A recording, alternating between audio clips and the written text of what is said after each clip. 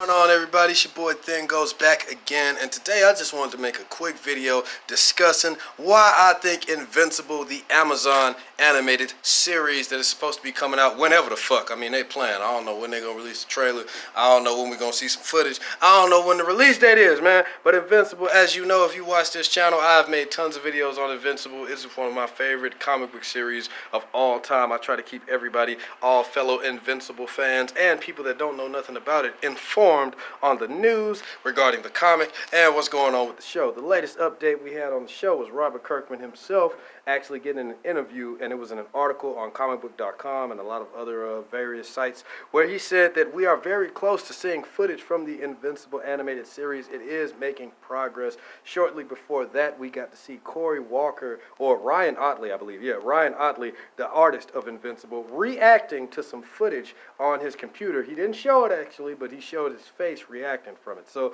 it's little nuggets here and there, all sprinkled throughout, letting us know that the show is still in production and it is on the way. And they keep talking about how violent it is, how good it looks, how violent it is. I can't stress that enough, how violent it is. I'm glad that they seem to be getting that right, because in every article I read and every update I read, they always hammer that point home. It needs to be violent, because that's one of the main reasons why Invincible is so good. But what I want to talk about today real quick is why I think Invincible, the animated series, is going to be a modern classic. And that's because it has all the recipes of a great show. And I think it has the potential to become mainstream, even though I've been a fan of this series for years now. And I always thought it had the potential of being a great animated series. I never thought that it would actually see the day. Because the thing about comics that I always like underrated stuff or stuff that not a lot of people talk about. So it's very rare when something that I read or I like gets an adaptation, let alone a faithful adaptation. You know what I'm saying? So I'm really stoked for this, man. This is probably the most excited I have been for an animated series and a show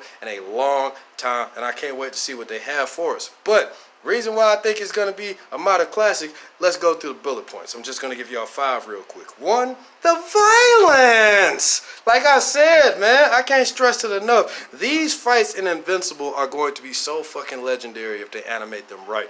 Blood, guts, entrails, ripping people in half, squishing heads, yanking guts out, jabbing out eyes, nigga, punching motherfuckers so hard that they fists go through their whole damn mouth and out the backside of their head, bruh.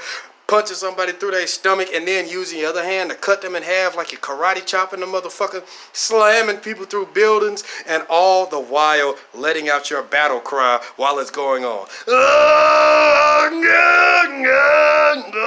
It's probably gonna be so much screaming, bro, because I remember the panels and the artwork every time Mark Grayson, that's his real name, Invincible, is in a serious fight. This is like the face you're gonna see the majority of the time. So it's always going to be like, yeah! And I already know how Stephen Ewing yells sound. I'm going to try to do a poor imitation of him real quick. Yeah! I'm sorry, I watched him scream a lot.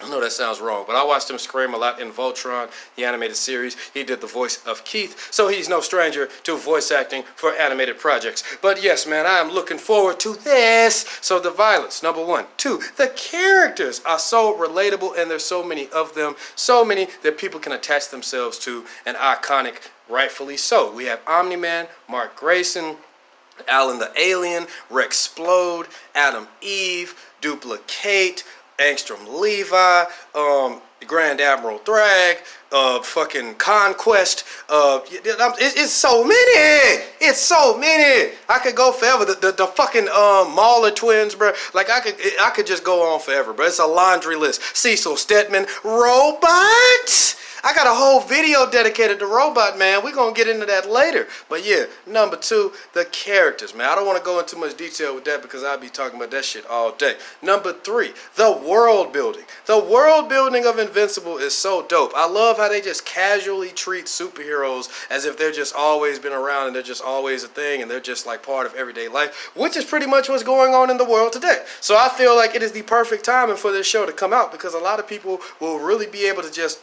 watch it, relate to it, and it'll be very accessible. Now the violence might turn some people off, for people that are just pussies, but for people that like violence, I feel like they're gonna really love this shit, man, because it gets so turned up. I'm gonna keep coming back to the violence because it's so good.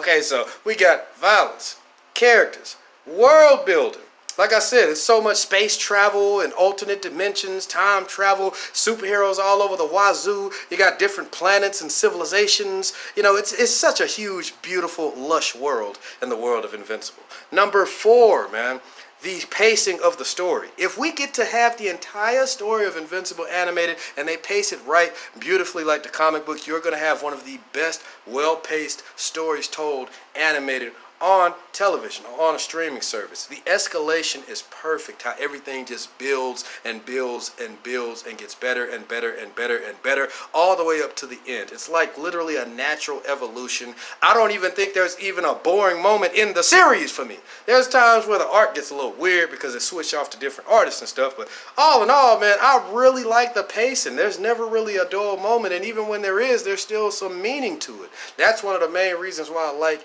Invincible. No time is wasted. Everything means something. And even the little jokes that are just there just to be there that Robert Kirkman might have put in there for a laugh, it adds to the experience, makes you chuckle. If it doesn't, it's okay because it doesn't take from the story at all.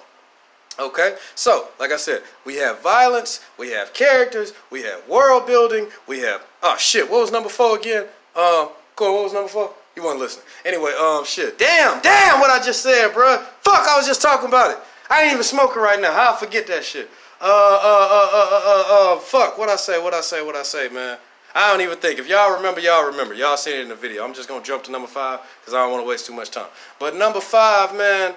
Oh yeah. I said the pacing. Yeah, number 4. Number 5 though, man. Oh my goodness, bro. Just the art and character designs alone. Now I know you might say character designs goes with characters, but it doesn't. I just mean the overall look and feel. It could kind of fall into the world building category too, but no, I feel like this is its own category. Just the art alone and the way that everything looks, the way that it all like just, you know, presents itself to you, the way the civilizations look, the worlds, the costumes, everything, man. It's just so good, you know what I'm saying? And it's cool how they do like these homages to other stuff out there. You can clearly see inspirations from other things, but Robert Kirkman, he makes it his own and puts his own little spin on it, and sometimes it's just meta and right in your face, but he doesn't give a fuck, and neither should you. Just enjoy it. Don't be picky, okay?